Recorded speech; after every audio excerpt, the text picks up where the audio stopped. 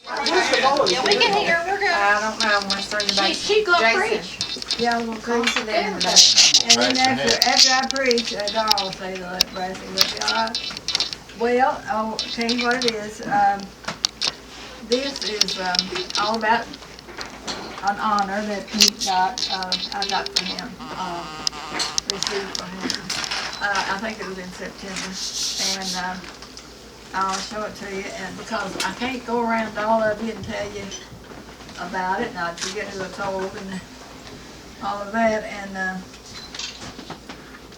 this is a master in military arts that he got. It's a honorary degree from Cumberland University in Tennessee, and it's around Lebanon, Tennessee. And so you've all heard, you know, what Pete did in the war, and even I don't know about it because I wasn't there. I wanted to pay tribute. I've been paying tributes to the veterans all month, and we got one, haven't we? Or two, how many? Darrell, veteran, and who else? Woody. Woody, who else? I just didn't want to leave anybody out. You know how I am about remembering things. So, I'm not going to even read it all, but it was, maybe you all didn't hear and didn't know. I know you wasn't here, but if you hadn't studied history, wasn't there, but if you hadn't studied history, you wouldn't know too much about it, because I've asked, I don't know how many adults over Stanton, and I said, did you ever hear of the Tennessee maneuvers? Nobody ever heard of them. Okay, now I'm going to try to make this short. Pete went to the Army and was basic training in, now see, I've done forgot, Cape Atterbury, Indiana, 3 months basic training. They sent him from there to Tennessee, and he received 9 months training there, and it was a very well thought out way for them to learn and get their training to go overseas and win the war. So it was, they picked Tennessee, and it was the training. It was not only the 83rd Infantry, but it was the other infantries, and then they said that Pete always said that he was in the 2nd Army, and I've got 3 books here that really, I've even put notes in them, that the Tennessee Maneuvers is in. And but I never knew that they were being trained for the exact thing that they were going to be doing. You've heard Pete say that he went overseas, crossed the English Channel, and then they fought and landed on Omaha Beach, and then the Battle of the Bulge, and maybe you all heard of that in school. And then, you know, like I've got maps and things, he started in there and went all the way across to Europe and into France, and now I can't think of the places, all the way into Luxembourg, and then was going across Germany, and I think maybe Berlin was in the north of Germany. And so they was in battles, and Pete fought for 270 days, and they crossed the Rhine River, which they had learned how to cross rivers in Tennessee. And anyway, when they got to the Elbe River, and they built bridges, you know, but when they got to the Elbe River, and Germany was on the other side of the river, and of course they had blown up the bridge that was across the Elbe River, and Pete has pictures of the Elbe River, and they called it, I think, the Truman Bridge or something, but it was just because that he was in the engineers, and that he was in that group. Well, they crossed the river, and by that time they knew they had about won the war anyway. But when they crossed the Elbe River, Pete always said he was 40 miles from Berlin. Well, when they got on the other side of the river, they, powers that be, I call it, like Washington or the generals or somebody, said that they had to back off and let the Russians go in. So the Russians were the one that went in. And I think when they got there, they called the Russians the Red Army, and they called them the Blue. But anyway, that's what he did, and that's as much as I can tell you. But I want to get back to Tennessee. The Tennessee maneuvers they figured out they had the same terrain as across Europe. So that's the reason it was chosen. And it covered 21 counties, and I got over 1 million acres or something like that. And they did everything like learn how to take up mines and cross rivers and fight in the hedgerows. Y'all probably heard people talk about the hedgerows, how hard it was to fight, and the things that would happen. Sometimes they'd have piano wires crossing, be going down the road, and somebody would die. And I can't say enough about all the people that lost their lives.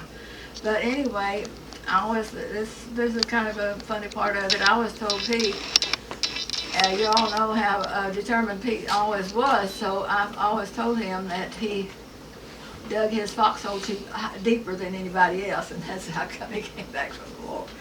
He got back, but anyway, a lot of them he didn't get back because one of his best buddies at that time was those Carlinis that came here. It was the brother of the people that came here to visit us.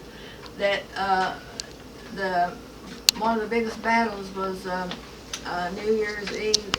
Christmas Eve in 1944, and the war was over 45. So on Christmas Eve, his buddy was, and I hate to tell this, but anyway, his buddy was coming toward him, and a piece of shrapnel went, all the way through his head, which is, that's hard for anybody to get over. But now, as far as Tennessee, I'm doing this kind of hurriedly, but when they took over these counties, they said nobody ever complained. But it was like from 42 to 44 that they was just almost out of their homes, like it was like a mock, can I say a mock battle in all those 21 counties. And they said that you might wake up in the morning and the civilians you might look out and be a big bunch of tents on your yard, but they never complained. And you might be standing out in your field. There was farmers down there. You'd be standing out in your fields, and here come a tank into your alfalfa field. Well, you look up and here come 20 going right across. Crops was destroyed, homes was destroyed, and they said it was a quagmire of mud, and let me think what all else.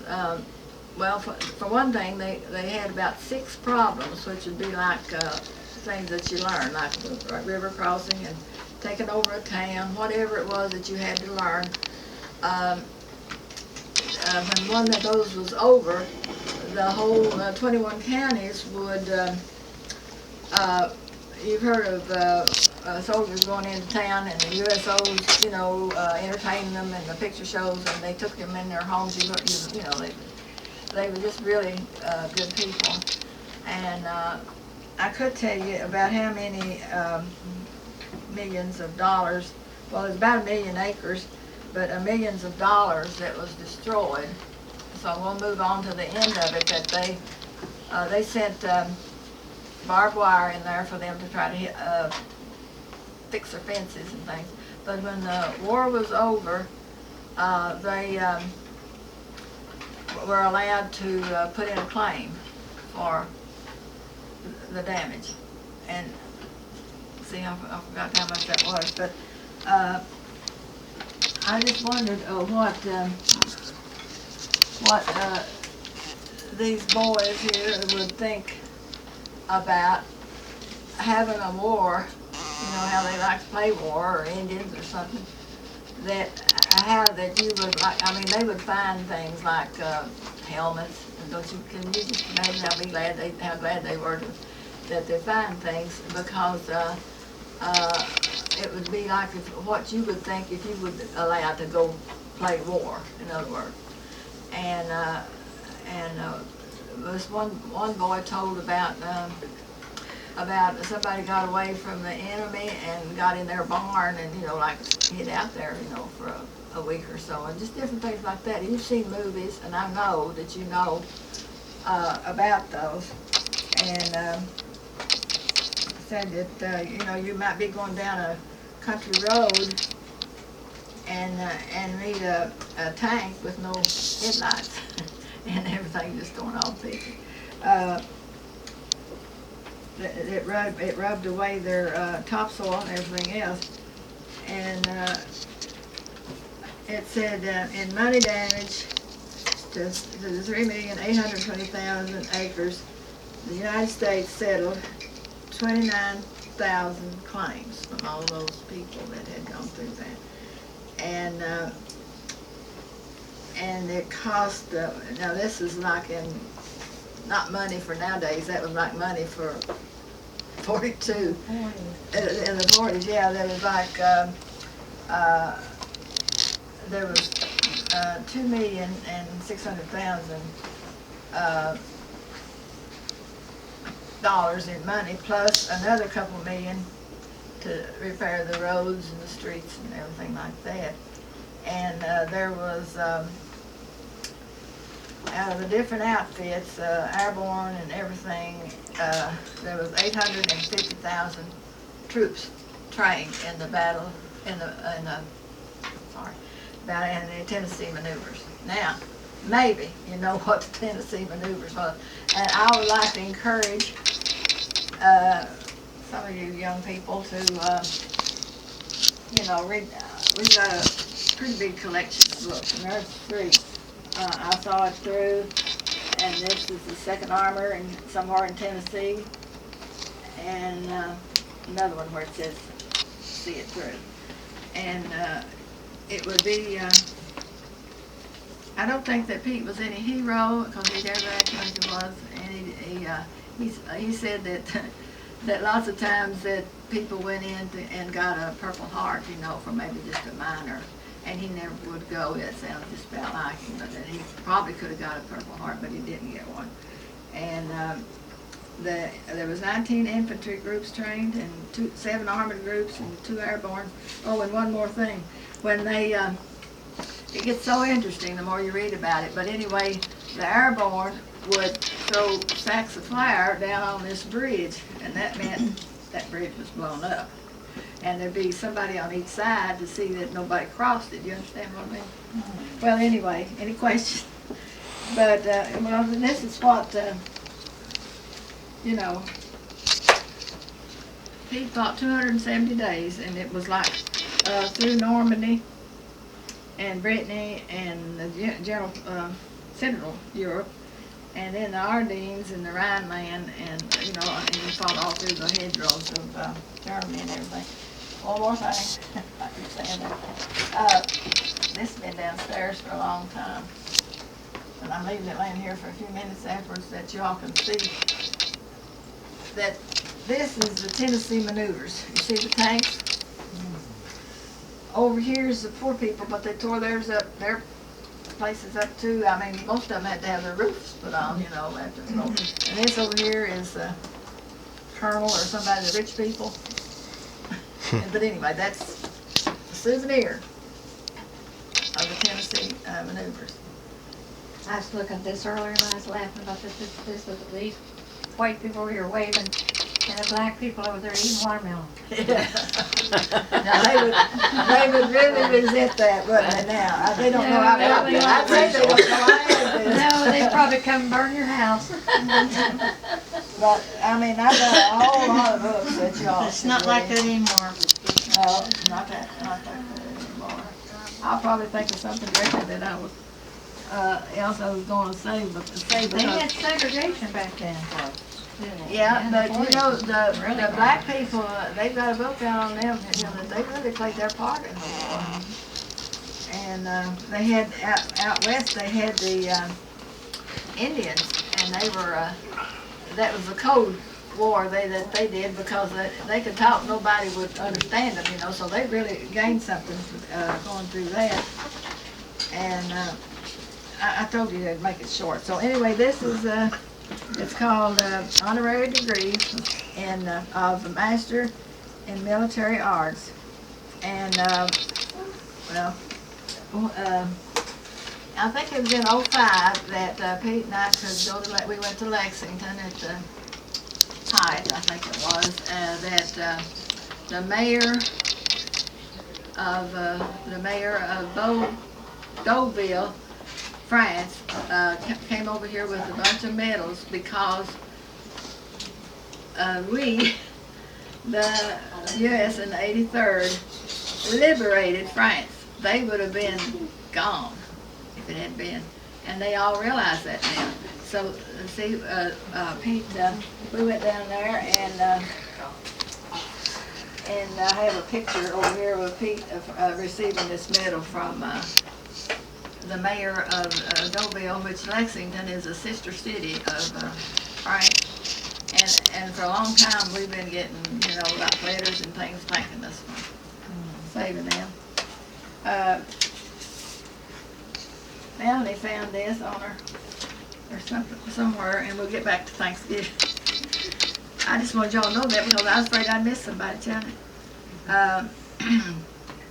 The Pilgrims made 7 times more graves than huts, and you know, just think about that. They, you know, so many of them died. No Americans have been more impoverished than these who nevertheless set aside a day of Thanksgiving. They had such a hard time.